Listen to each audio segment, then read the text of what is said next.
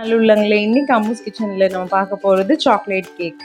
அதுக்கு இதுக்கு தேவையான இந்த ட்ரை இன்க்ரீடியன்ட்ஸ் என்னெல்லாம் அப்படின்னு பார்த்தீங்கன்னா, இந்த கப்பு தான் சைஸ் நம்ம அளவு எடுத்திருக்கோம். இதுதான் வந்து டீஸ்பூன். இது வந்து 1/4 கப்பு. ஸோ இதில் நம்ம என்னெல்லாம் எடுத்திருக்கோம் அப்படின்னு பார்த்தீங்கன்னா, 1.5 cup of maida, 1/4 cup of cocoa powder, 1 cup of powder sugar, 2 teaspoon of baking powder, 1.5 teaspoon of baking soda. So இது எல்லாமே நல்ல ஒரு இதில் போட்டு சலிச்சு நம்ம எடுத்துக்கிட்டோம். ஸோ இப்போ வந்து நம்ம ஸ்லோவாக இன்னொரு இப்போ வந்து அவங்க வந்து வெட் இன்க்ரீடியன்ட்ஸ் நம்ம வந்து என்னெல்லாம்னு பார்க்கலாம். அதுக்கு 1 cup of milk, 1/2 cup of oil. Oil வந்து நம்ம ஒரு ரீஃபைண்ட் ஆயில், சன்ஃப்ளவர் ஆயில் தான் எடுக்கிறோம். இதில் வந்து ஸ்மெல் இல்லாத ஆயில் தான் எடுக்கணும். ஸோ இந்த கடலை எண்ணெய், நல்லெண்ணெய் இதெல்லாம் யூஸ் பண்ணாதீங்க. அப்போ தான் கேக்கோட ஃப்ளேவர் நல்லா அருமையாக இருக்கும். ஸோ இது பண்ணுறது யாருன்னு பார்த்தீங்கன்னா, அம்முஸ் கிச்சனோட குட்டி பொண்ணு. ஸோ 1/2 கப் ஆஃப் ஆயில் எடுத்துக்கிட்டோம்.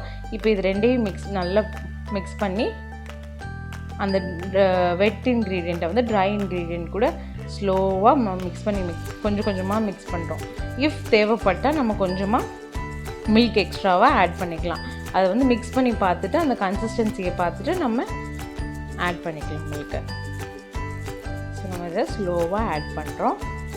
ஃபர்ஸ்ட் வந்து கட்டி இல்லாமல் நம்ம மிக்ஸ் பண்ணிக்கிட்டு அதுக்கப்புறம் தான் அந்த கட் அண்ட் ஃபோல்ட் மெத்தடில் வந்து நம்ம அதை மிக்ஸ் பண்ண போகிறோம். ஸோ கொஞ்சம் மில்க் தேவைப்பட்டுச்சு. ஸோ நாங்கள் ஒரு 1/2 கப்போட ஒரு கப் வந்து நாங்கள் ஊற்றிருக்கோம். 1/4 கப் ஆஃப் மில்க் எக்ஸ்ட்ராவாக ஆட் பண்ணி நல்லா இந்த கட் அண்ட் ஃபோல்ட் மெத்தடில் நல்லா மிக்ஸ் பண்ணிகிட்ருக்கோம்.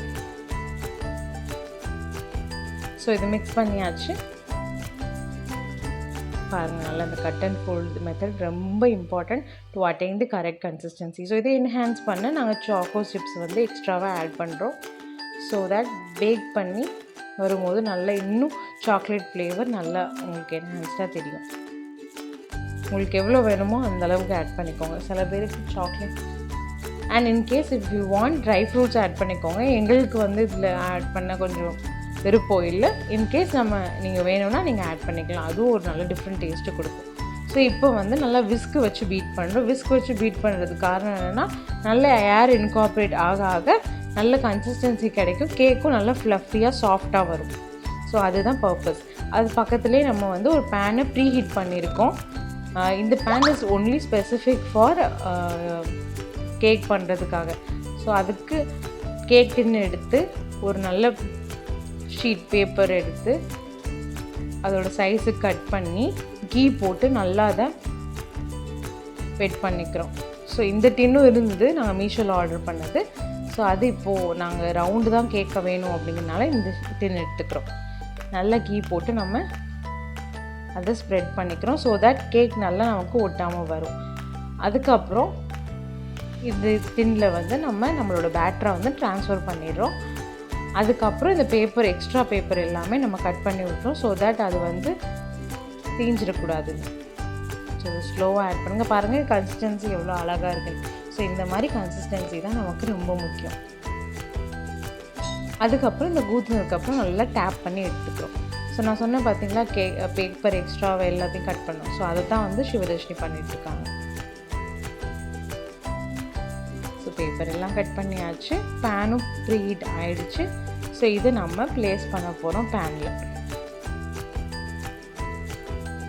ப்ளேஸ் பண்ணிவிட்டு 35 மினிட்ஸ் வந்து நம்ம வெயிட் பண்ணி செக் பண்ணிவிட்டு, இன்கேஸ் அது வேகலை அப்படின்னா 40 மினிட்ஸில் மீடியம் ஃப்ளேமில் வைக்கிறோம். அதுக்கு பக்கத்துலேயே நாங்கள் வந்து கெனாஷ்க்கு வந்து ஃப்ராஸ்டிங்க்கு நாங்கள் ப்ரிப்பேர் பண்ணிகிட்ருக்கோம். அதுக்கு தேவையானது அமுலோட fresh cream and Amul milk chocolate எடுத்துக்கோம். டார்க் சாக்லேட் இருந்தால் இன்னும் ரொம்ப டேஸ்ட்டாக இருக்கும். ஸோ இதை வந்து நல்லா நாங்கள் பேனை ஹீட் பண்ணதுக்கப்புறம் மில்க்கு நல்லா ஊற்றி அதை வந்து கொஞ்சம் ஹீட் பண்ண விடுறோம்.